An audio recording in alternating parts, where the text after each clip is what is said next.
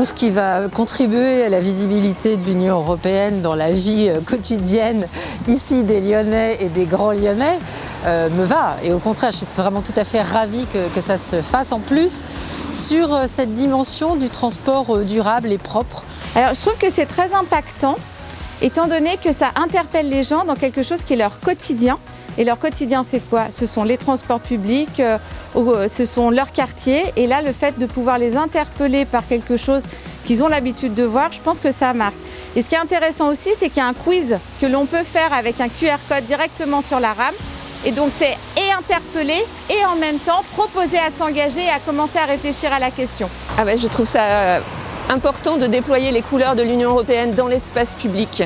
Il faut rappeler qu'on est profondément européen sur tous les plans politiques, économiques, culturels et humains.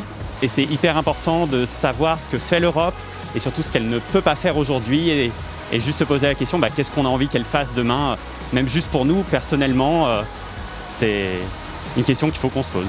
La conférence sur l'avenir de l'Europe, c'est une nouvelle occasion historique de s'exprimer sur l'Union européenne et sur ce qu'on veut qu'elle devienne. S'agissant particulièrement de ces sujets de l'Europe verte, je leur dirais que c'est important, par exemple, de considérer qu'il y a 400 000 personnes dans l'Union européenne qui meurent liées à la pollution de l'air.